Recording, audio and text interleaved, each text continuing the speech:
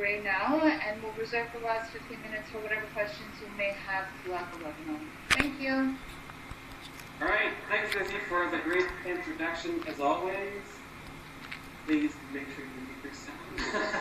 All right, so as Lizzie introduced me, my name is Marc-André Buvе-Pelletier. I've been working at Toon Boom for over 15 years now, and I've traveled all over the world visiting lots of studios, seeing people working in production, working with freelancers. I know a lot about the animation industry and how Harmony and animation software is used throughout the industry.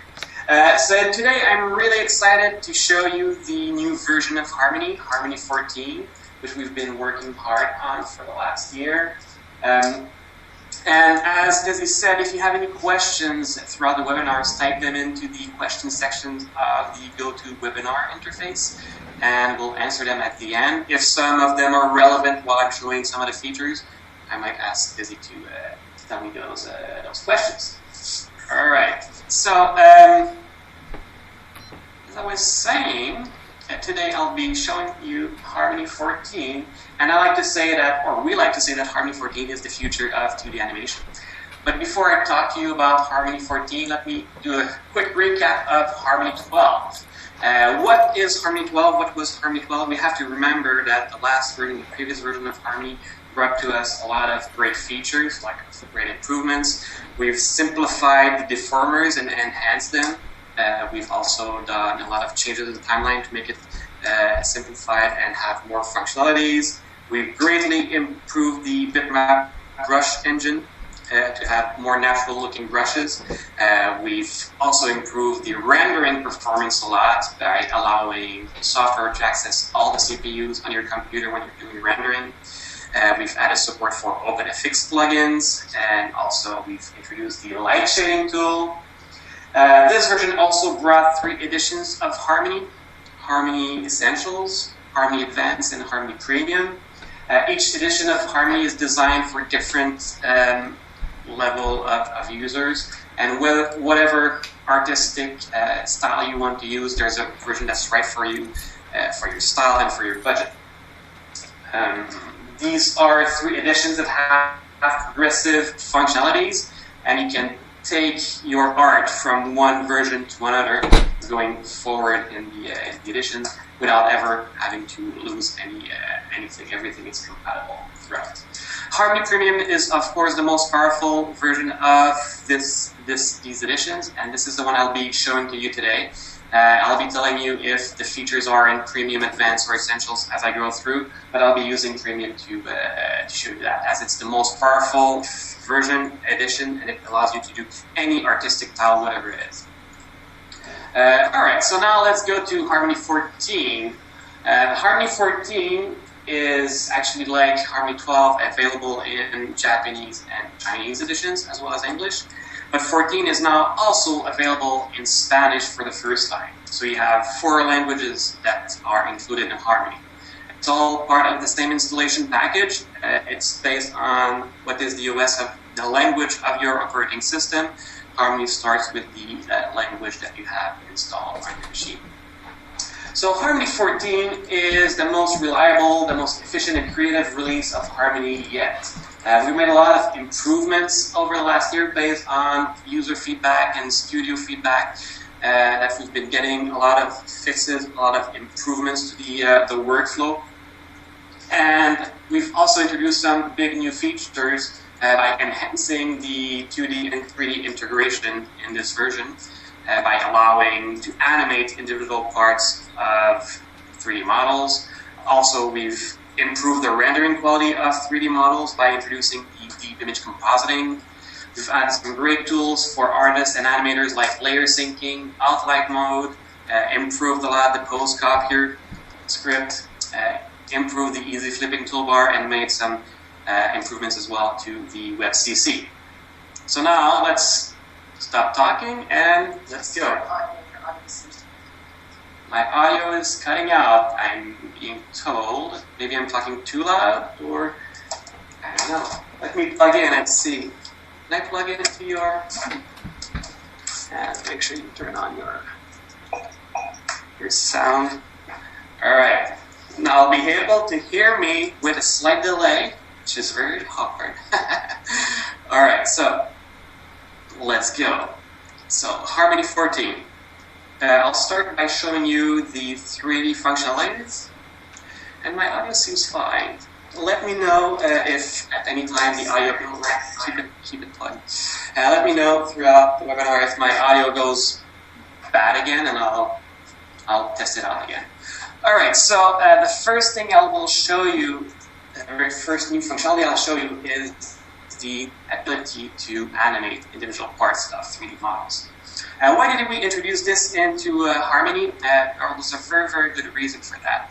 When you're working on 2D animation, sometimes you need to use 3D models for vehicles, for sets, for props, because sometimes you don't want to have to draw all the faces of these objects while you're animating them. So having the ability to use a 3D model inside your 2D animation software is great because you're able to see it and you're able to render it from the same software. Now, in the past, you were already able to import 3D models, like this is the case here, and you select the model and move the model around, rotate the model, animate the whole model. You were also able to select individual parts of the model, but you weren't able to animate those individual parts. If you made a change, the change would be throughout the whole scene for the individual parts. What we've introduced in this version is a node that's called a subnode animation. And when you connect this in your node view under your 3D model, so right here I'm using the pickup is an FBX model. And when you connect this under the node inside my node view, I'm able to select individual parts of the model, and I'm able to animate them if I want. For example, I select those two wheels here. I'll go forward in time, and I'll spin the wheel like this. Oh, I'll drag the wheel right there. And you see that when I select multiple pieces and I rotate them, each of those pieces will rotate around their own axis. So now I was able to add some rotation to my wheels. As easy as that. When I add animation to a piece of a 3D model, this also adds a couple of layers under the subnode animation node or layer in my timeline. If I click on the plus here, I'm able to see keyframes. So I have the left front key, the left rear key. These are the keys that were exported out of Maya in my 3D model. And if I select a frame here and I animate the wheel, you'll see that this will add a keyframe, and I'm able to manipulate this keyframe the same way I'm able to animate it and manipulate a normal keyframe on a 2D layer. So it's very easy to animate and retime your animation. So now that I've made my wheel spin and I've made them spin backwards. So now my pickup will go backwards. So I can select the pickup like this, I select the whole model, I take my pickup, I move forward like this, and then I go backwards like that, and I'll make my pickup move backwards. And I'm using a top of my pickup to move them forward and backwards. Now you see I've animated the wheels, and the wheels make the car spin. Now each of the animation on these pieces are individual, right? I can animate them individually, but if I want, I can animate all of them using the same function. This is something that you're able to do with any type of animation. It's not only 2D, it's also with not only 3D, but also with 2D animation. You're able to do that. You're able to share the function or use the same function for multiple pieces. For example, I want to use the same function for the front wheel and the back wheel, so that when I animate the wheel, the other wheel will spin at the same rate. So what I do is I open my layer properties from the subnode animation. I select the function that I want to use. I select copy function link from here, and we'll be able to paste this on the X rotation of the other key, paste function link. And now, if I animate one, the other one follows everywhere that it goes. So now I'm able to easily share functions between pieces of a 3D model or any other type of node inside my scene.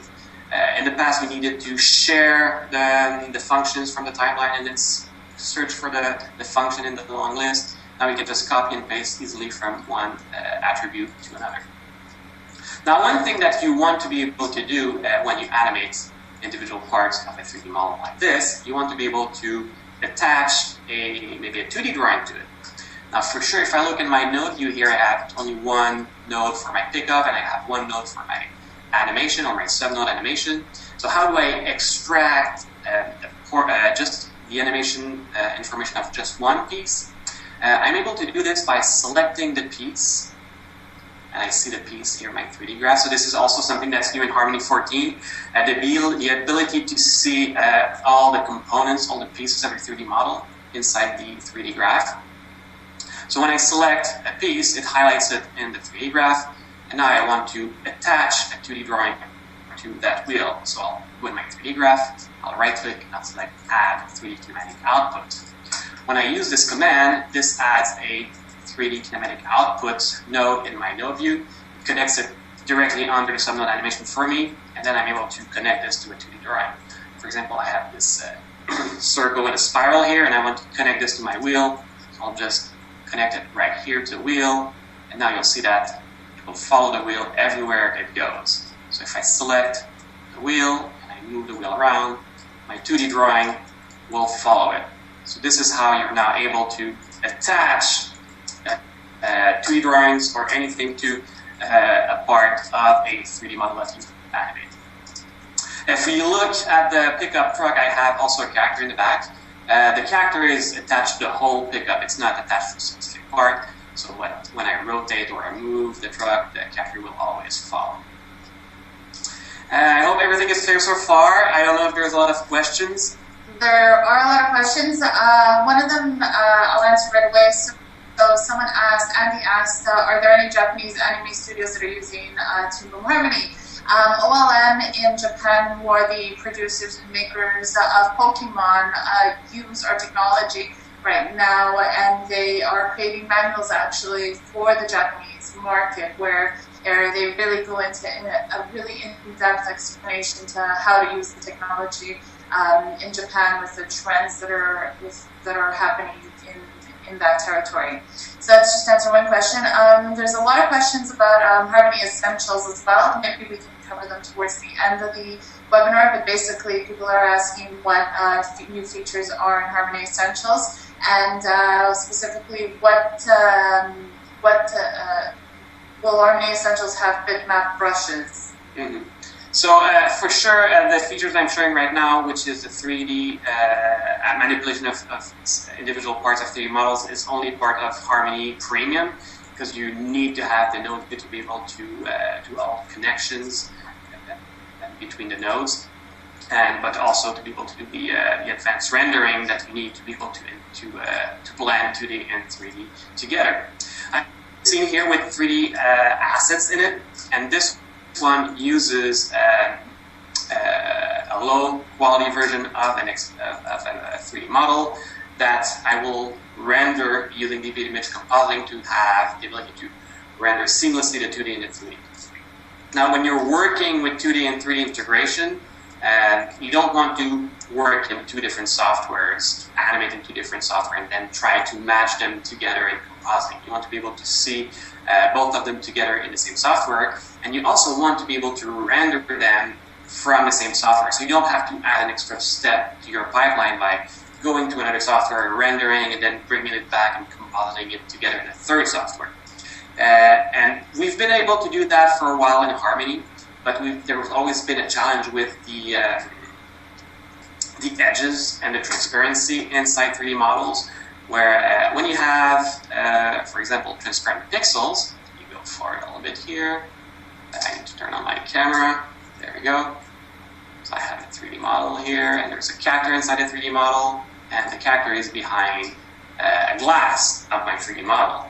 And when I do a rendering of this, I'll just do this render. Just open my node here. And when I do a rendering of this scene, how this works is when I'm working interactively, I have a low quality version of my model, which is an FBX version of the model. I can load FBXs, I can load Alembic files, ABC, I can load Collada files as well. I can use any of those formats inside Harmony when I'm working interactively. And when I'm doing the rendering, I want to use the high quality version of the model. In this case, I'm using the high quality version or the original Maya file. And when I'm starting the rendering here by clicking on my little flower, what Harmony does is it renders all the 2D artwork. And when it reaches the 3D model, it sees that I have a Maya batch render node script inside my node view, and it launches Maya. And it sends all the position information of my 3D model to Maya. It sends the camera information, the camera field of view as well, or focal length. Maya does the rendering and sends back an image to Harmony. And now Maya is not able to give me the image pixel information, which I need to be able to composite the images together, the 2D and 3D together seamlessly. So on top of using Maya, I'm also using RenderMan or Arnold, which is the render engine that's used inside Maya to give an image with deep pixel information.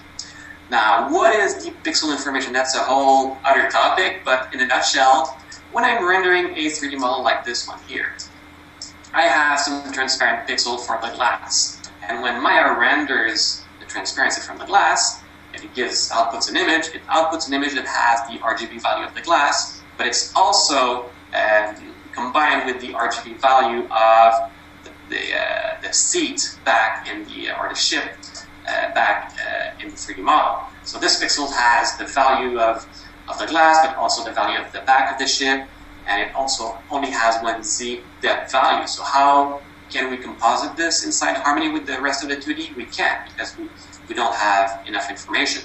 What the deep pixel information does is that it has multiple samples per pixel. So when RenderMan or Arnold is rendering the 3D model, it renders a transparent glass, and it gives an RGB alpha value and a Z value for the glass. And then it renders what's behind the glass in the same pixel, but as a different sample with different RGB value, alpha value, and Z value. And then when we receive this image back in Harmony with all these Z values and multiple samples per pixel, we're able to incorporate or integrate a 3D model that will be in between 2 pixels. And this is how we can get the high quality rendering of, or seamless rendering between 2D and 3D models. Another portion where this is critical is where you have the edges of your model, and you have character that's behind. I have a very good example of that here. So the image on the left is not using deep image information, so this is what you would get in regular software on the previous version of Harmony. And you see there's artifacts where there's anti-aliasing between the 3D and the 2D. And if you look at the version rendered with deep image information, the rendering quality is seamless. There's no difference. You cannot tell which part is 2D and which part is 3D.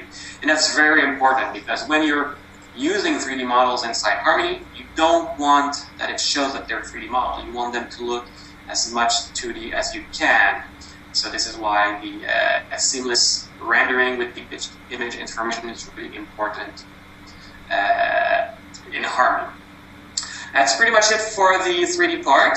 I see we have a question. Ernest has a really good question. Is the 3D movement based on the pivot point of the 3D object? Sorry, is the what? Is it based on the pivot point? Yes, so when I'm selecting individual pieces here, so let me show you the, hi Ernest Chan, I guess. Here we go. Oh, I'm doing a render right now, so it's slowing down. But what happens is that, you make your model inside your 3D modeling software. In this case, it was done in Maya. And you break out your model inside that software in the pieces that you want. You export your FBX or your Alembic file, and you import this in Harmony. And Harmony will be able to load that structure and select the individual pieces, and it will recognize the pivot that were placed inside Maya. So in case of this model here, I'll be able to, and I'll launch another rendering. I'll be able to select the wing and see the pivot at the base of the wing.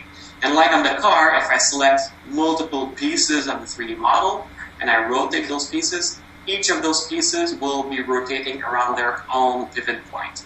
They won't, unlike the 2D transform tool, which when you do a rotation, every piece rotates around one single pivot. when you're using the 3D transform tool, so on a 3D model, every piece rotates around their own axis, which makes it a lot faster to animate. One more question before we move on. A few people have asked about Blender. So specifically, Carlos is asking, will this feature work with Blender or ZBrush, or is it limited to Maya? I guess we're talking about the selection of subnodes or the animation of individual pieces from 3D models. As long as you're able to export your model in FBX or Alembic or Collada, we'll be able to read this information inside the Harmony. And here you can see that the chip is a lot more complex, has a lot more keys or more pieces than the model I had at the pickup and getter scene. And when I have a model like this and I connect a subnode on that, I don't want to see all of these layers inside my timeline because I'm not animating all of these layers. So when I span the subnode here, I'll see only the subnodes that actually have animation. So I can really concentrate on what I need to modify and not have a very, very big list inside Harmony. Another new feature that we've added, and this is more for 2D animation, is the ability to display something in outline, a drawing in outline. For example, the helmet, the glass helmet of Selena here, if I want to animate her face, the helmet is kind of in my way. So I could select it and I could go in my timeline and disable it, but then I don't see the helmet anymore, I don't have a reference point anymore. So what I want to do is I want to display this in outline mode. So I select it, I go to my timeline, I press the O key and this focuses my timeline on that layer. And then using the color, so this is the color of my track, if I just click once, that little pot here, it will display or turn on the outline mode, outline view mode for that drawing. And now I'm able to see the vector outline of the drawing. So I have a reference of that drawing, so I'm not animating the head outside the helmet, but I'm now able to pick things inside the head of my character. So I can animate her eyes, make her maybe a little bit cross-eyed like this. All right, and I'm also able to change the color of this outline. So if I want to have a different color, if I double tap this and I select maybe bright red, when I turn on outline mode, it uses the same color in my timeline as it uses for the outline. So this is really a great tool to be able to hide something but still see the reference and be able to select something that's behind. The next thing I will show you is the layer syncing. So what is layer syncing? Let me do it with my camera right here. So layer syncing is when you take two or more layers and you sync the timing of these layers together. This is really useful for paperless animation or for cutout animation. If you have multiple layers, multiple drawings, you want to make sure they are synced in time, you can sync those layers together. For example, I have a 2D animated scene here with a character jumping. And this is really a 2D drawing animation, so if I load the drawing view here, you can see it's just completely hand-drawn. Now what I want to do is I want to draw the tones or the highlight of this character. So I have a tone layer here, and I want to make sure that the timing of the tone is the same as the animation. So I will select the layer here, I will right-click, I will select Sync Layer With. Now I have a list of all the layers in my scene. I want to sync this with the boom animation layer. Click OK. And now you can see that right away the tone layer now has the same timing as the other layer. It doesn't have any drawings in it yet. They're all just empty cells inside my my X sheet or inside my I look at X sheet here. You can see that they now share the same timing. Even the key drawings and the breakdowns are marked the same in both. Now I'm able to just start drawing. So I'll select one drawing, take my brush tool, maybe make it a little bit bigger by pressing the O key and clicking and dragging. I'm able to quickly draw the tone on this drawing, change to another drawing using the G key, and then I just draw the tones wherever I want them. There we go. And I'm not very good at drawing. You'll have to excuse my drawing ability. I'll go and I'll add a tone effect node right here. I'll click on the tone, I'll select the tone, and now I have the tone on my character that I've drawn myself.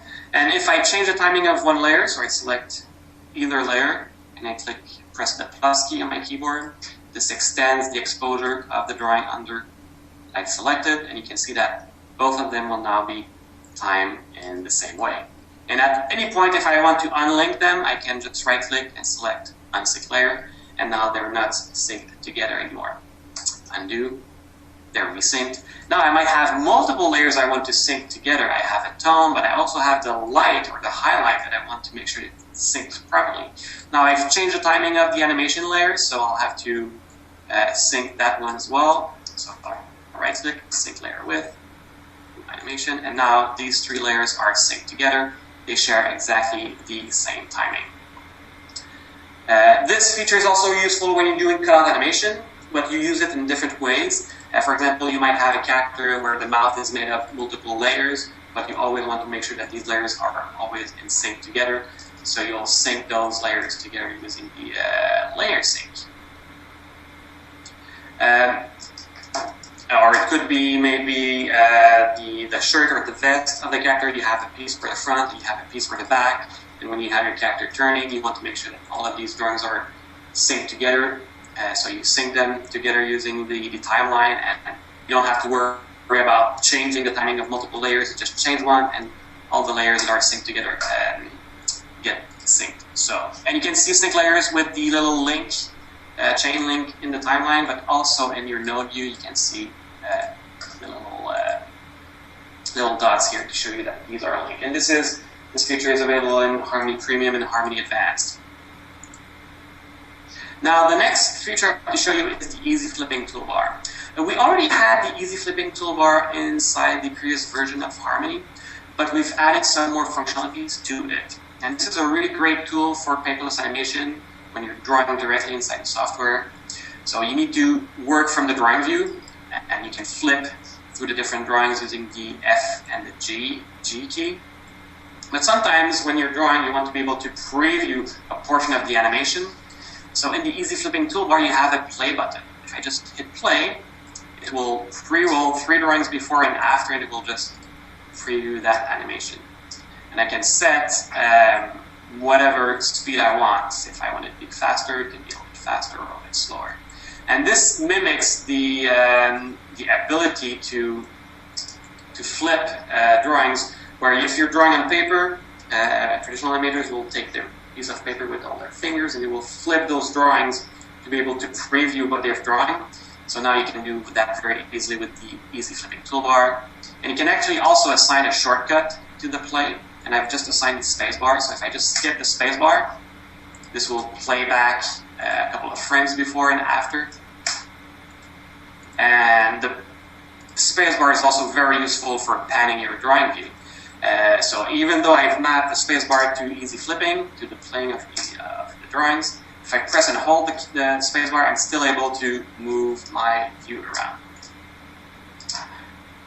So it's, you need just to make sure that when you assign the shortcut, you duplicate the shortcut for the easy flipping. Now the next feature I'm going to show you will require me to go to a different scene here. And we'll be talking about the post copier. So the post copier is a script that already existed in previous version of the software, but we've really improved it, make it easier to use and more robust. And what it does is that, for example, I have the head of my character here. And the head is made out of multiple pieces, right? There's the eye, the pupil, the eyebrow, the mouth, the ears. And if I need to do a head turn of my character, it's going to be very complicated for the animator to move all of those pieces to do the proper head turn. So what you do is you preset, or you create a template with all the angles that you require for your head. So I have a template here that contains, maybe I can make this bigger, there we go, that contains all the head angles, the front head, the quarter front head, the side head, with the different head tilting up, tilted down, and all the different mouth. And now I want to be able to use a specific frame from that template into my animation. So with the template selected, I will run the post copier script that I've added to my toolbar previously. And this opens a little window that has 3 sliders. One slider to control or to see different sides or different views of the head, the front view, the side view. One slider to select if the head is tilting up or down, and another slider for changing the mouth. So I scroll through, I find the head that I want, tilting up, tilting down, the mouth that I want, and once I'm happy with that, I click on paste, and this copies all of these drawings directly to my scene. And what we've really improved in this version of the post copier is the ability to paste by name. So what the software does is it looks for the layers with the same name inside my scene, and it will paste the proper exposure, the proper drawings, and the proper keyframes on those layers.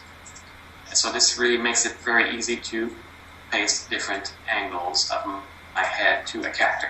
I don't have to modify a lot of pieces to do a head rotation.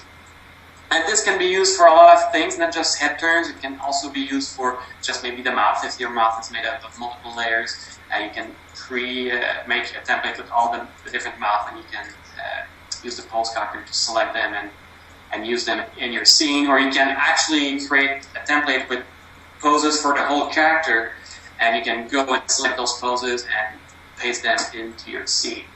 And this really improves the output and the efficiency of animators when they're using software to animate. Another great example that can be used in this scene is the outline mode. So I have my branch here that's kind of hiding my character. So I just want to display this in outline. I'll display this in my timeline, and I'll click here. I can still see the outline of a branch, and now I'm able to select the hand that's behind the branch. Do we have any questions so far? Yeah, so let's see what Ben Thompson has to say here. He has a question about layer syncing. The layer syncing only impacts the timing, not the drawing. If you change the tone drawing, it won't change the drawing in a synced layer, right? Exactly. So the sync is really just syncing the timing. Each individual layer, each layer, drawing layer inside the timeline will still have their own drawing. So you saw when I synced the tone layer with the animation layer, it just put the timing in the tone layer, but didn't create any drawings. So I was able to go and to draw my own drawings, and when I draw on the tone layer, it does not change the drawing on the animation layer. And the same thing when I linked the light layer, which was used for the highlight, this already contained all the drawings, and I synced them with the animation, and it didn't erase the drawing, it just set the timing to be the same and reuse the drawings that were already in the light layer. And if at any point you want to unsync layers, you can unsync them by right-clicking and selecting unsync, and it won't destroy anything. The layer will just keep the timing it had when it was synced the last time, and from then on, if you make timing changes to one or the other, if they're not synced anymore, the timing won't change together. Another thing that we've made, it might be a little small change, but it's really useful. When you're working in database environment, especially, it can happen that when you're transferring files or scene files from one studio to another, or from your studio to a freelancer, you can get some missing palettes. And in the past, the missing palette would just not show up in your scene list. Now we still show the name of the palette that's missing. In this case, I called it missing palette. So you can see that you have a palette that's missing. The name is striked out in your color view. And if you look at the tooltip, you'll be able to see where that palette was originally. So it makes it easier to find missing palettes. A similar change we've done was in the color override. So just another small feature here. So if I connect a color override in my scene, I'll be able to see that if I have missing palettes, they'll be striked out. If I leave my mouse over it, I'll be able to see the path to that palette on my file system, so I'm able to easily find it. And another improvement that we've done, for those of you that were familiar with Harmony 10.3, this is something that was possible back then. the ability to select multiple colors in a color override, change the mode of all of those colors by maybe changing it to new alpha, and editing the alpha of multiple colors at once. So I don't have to do it individually to each individual layer. I can select multiple layers, change your color, change your override mode from the color override. We've done other changes where we now support PSD files with 16-bit per channel. Actually, layers in PSD files are in 16-bit per channel. In the past, we only supported the final composited image. Now we support the individual layers if your PSD file is 16-bit per channel.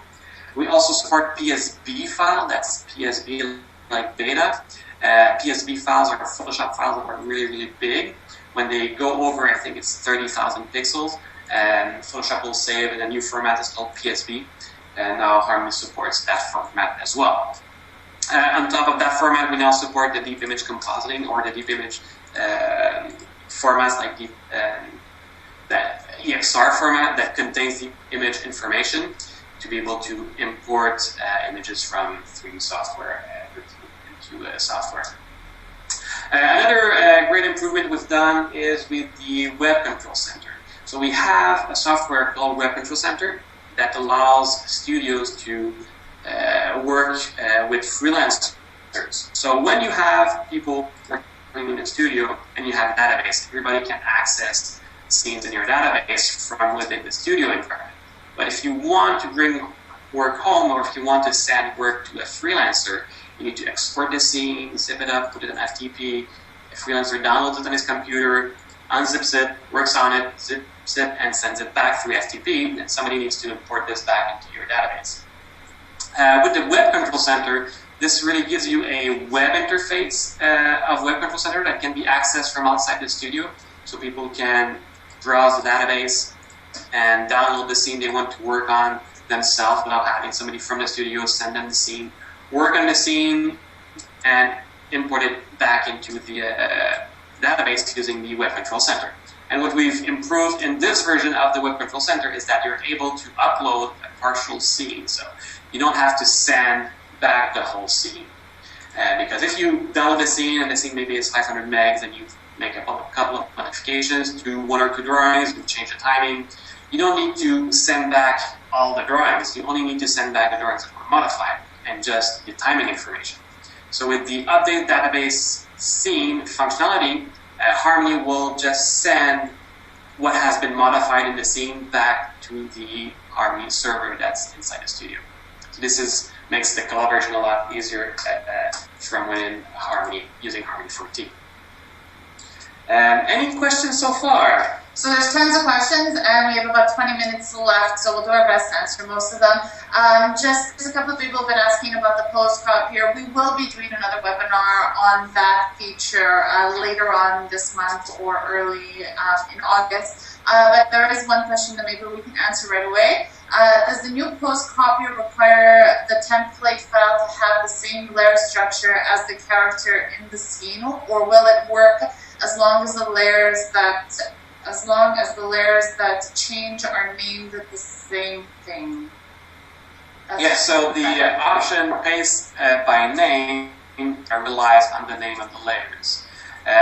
You have to remember one thing though, so paste by layer name.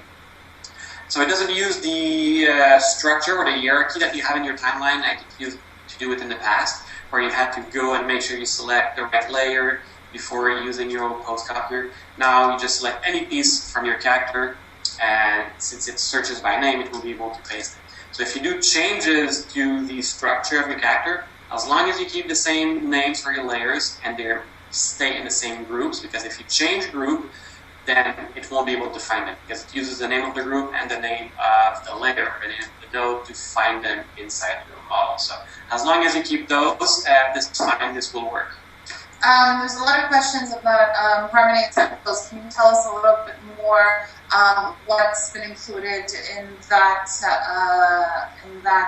version of our software in 14? Is the pre-roll included in Essentials? So the easy flipping toolbar is available from all editions of Harmony. And so if you're doing paperless animation from within Essentials, Advanced, or Premium, you'll be able to use this functionality inside the software. We've also added the outline mode to Harmony Essentials, Advanced, and Premium to be able to use that there. The post copier script is a script that can be used in any edition of the software. And all of the other improvements that we've done a lot of improvement, performance improvements, bug fixes, and small areas that all the editions take advantage of. Pascal is asking, for the outline mode to work, does the artwork have to be split to line art or color art layers? No, it doesn't really care if it's line art, color art, or overlay or underlay. As long as it's vector, it will be able to display the outline of the vector drawing. Good. So a couple people have asked about Harmony in the Unity game ability. We haven't really made any new advancements in that feature, but we will in our next version. Actually, we've done one or two improvements. One of the improvements is that in the past, when you work on animation for your games, and if you want to use our script to export, so from the game toolbar here, we've got two buttons to export to a spreadsheet and XML files or to an easel.js format. So in the past, each animation cycle for a specific character had to be done in different version of the scene. All in the same scene, but in different version, and you had to export each individual version individually. Now you're able to put all the animation cycles inside the same timeline, inside the same scene, and you use timeline markers to specify where each cycle is. So you select here, you add a marker, frame, game marker, whatever. Okay, so now I have a marker inside my timeline, and when I export using the export to XML, I'm able to specify that I want to export using the markers in my timeline, and the script will recognize each animation cycle based on the markers in my timeline. This makes it a lot easier to see how each animation works with the previous animation, but it also makes it easier if you need to make a change to your skeleton. Everything is in the same version of the scene, so if you make a change to your skeleton, all the animation cycle inside the same version of the scene will be will get that modification on there. So we'll go back to the post copier a little bit more. In what editions is post copier in? I'm pretty sure it's in all three editions. Yeah, I've never really used it myself in Essential, but yeah, it should be, because it's a script, so it can be used in any version. Okay. And Ben is asking, does the post copier work for all sorts of action templates, including deformers and groups of pegs and deformers as well? Yes. On my head here of my character, I have many deformers. So the post copier, select all of this. Pretty sure I have some deformers. Or maybe I don't have any deformers on this guy, but yes. The post copier takes whatever keys are in your template at that specific frame, whether it's a drawing exposure, whether it's a key in a peg, or whether it's a key on a deformer. It will copy those values directly into your timeline. Is there a full documentation for the post copier feature, or is that something that's coming? This is a script. I'm not too sure about the documentation. I know that we have a webinar coming on the post copier, so we will be we'll show you how to create your template, how to set up a template to be able to use them using the post copier script. John wants to know, would you be able to use the post copier script to make changes to non-character animations like moving backgrounds? Yeah, there's no. As long it's just it would be just it's similar to, let's say, opening two scenes and copy and pasting keyframes from one scene to another. What people did in the past, instead of using the post copier, when they would create their master template of a character, They would add extra frames at the end with all the head turn angles, all the special poses that they needed to use often. Or they create a different scene and they would copy and paste from their timeline, the end of the timeline, into specific frame. So they had to switch from the end of the timeline, go back to the original frame and paste. The post-copier removes that awkward workflow where you can just open post-copier window. While the post-copier window, you're able to work freely in your scene to select the frame that you want and paste. And this works with characters, but with anything else, right? As long as it's data inside Harmony. So we're going to go back to the beginning of the webinar when we were talking about 3D. So Jason wants to know, going back to the beginning of the video regarding deep compositing in 3D, RenderMan and Arnold, where you mentioned this feature. Is it available, when rendering with Mental Ray? Unfortunately, Mental Ray is not able to give us the deep image information data that we require. Right now, the supported engines are RenderMan and Arnold. The example that I showed you where you have the with deep image information and without one was Maya and the other one was RenderMan, and it would have been the same result with Mental Ray. It's not able to give us the deep image information that we require for that. And actually, internally, Harmony, all the rendering is done now with deep pixel information. So it carries this through the chain as long as you're using composites that are set to 3D. So Chris is wondering, does Harmony 13 support multiple channel, multiple view EXRs, or does it only support deep EXR? Oh, that's a very good question. I think that we'll have to look that one up, and we'll get back to you on this. Tito wants to know, is it possible to find colors from the color menu to the camera view? So if I have a specific color, and I want to find it where it's used in the camera view, you can't find a color from a palette inside a specific drawing. For example, if I select the tattoo color here, and well, like this, and I have my select tool, I can, it's been a long time since I've used this one. Select stroke with current color. It will select the stroke using the current color. It won't do that on the whole camera view here. It will only do that on the currently the drawing that's being edited, right? But the reverse is true. If I click any color on the character here, on any layer, I'm able to see which color it is inside my palette. So John is wondering, can Harmony do a 360 camera render for use in a VR animation like Armin's special delivery animation?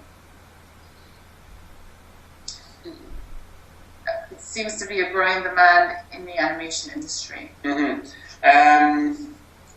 Not for now, no.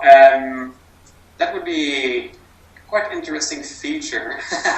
For sure, it requires the ability to have 3D models or 3D environments, which we have, but we don't have the ability to render a full 360 for now.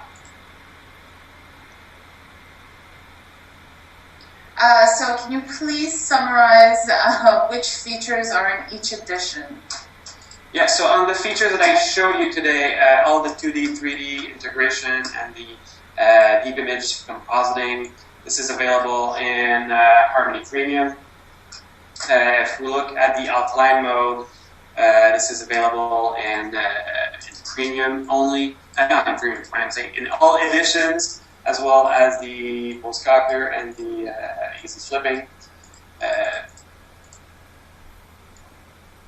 And the layer syncing is available inside Advanced and Premium editions. And yeah, and I think that's pretty much it for the ones that I showed you. For sure, the support of PSV files and 16-bit per channel images. This is across all edition. The ability to see your names of palettes being striked out. This is in all editions. Actually, the PSD file or support for. Okay. And the WebCC, of course, is only available when you have the server add-on. So the server add-on is available for Harmony Advanced or Harmony Premium. And when you have the server add-on, the WebCC is included inside this add-on, the Web Control Center. So Alana wants to know, may we import FBX animations and apply them to Harmony characters? You want to import animations from FBX? Yeah. So when you import an FBX, you have the ability to display the animation by typing in the right timing information in the X sheet. And this is something that we can cover in one of our next webinars. So we're working on having more webinars on the new features to expand and explain how each of those features are used inside the software. We're going to have a webinar for the post copier, and we're going to have a webinar for the how to set up your 3D models for deep image compositing and also for animating them. And we'll cover all of those topics then. Glenn wants to know, how do you set the vertical horizontal form from the template to the script? Yeah, so for the post copier has 3 sliders, and to be able to have those 3 sliders, the script needs to know where to find the frames that match with the position of the slider. And to do that, you actually need to create 3 layers in your X sheet. An SLV for vertical, SLH for horizontal, and SLX for slider extra. And in these layers, in these columns, you put the timing of the position of your sliders. And this is something we'll cover in the webinar. But I can quickly show you very quickly if I select the post copy script here.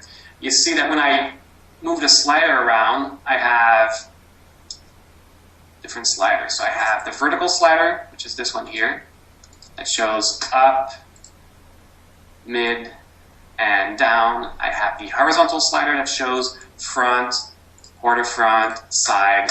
And when I scroll through these, you can see that the frame number in the template changes. This is frame 1 of my template. So frame 1 of the template has the middle view of my face, the front view of the face, and that just closed mouth. When I go through the different mouth, I can see that the frame changes as the mouth change. And I have 24 mouth for the front view mid, and I have another 24 mouth for the front view up, and I have another 24 mouth for the front view down. So this brings me to 72 frames. And then I go back, I go to the quarter front view. If I go back to start here, you'll see this is frame 73 in my template and so on. So I have a column that says from frame 1 to 72, I have the front view.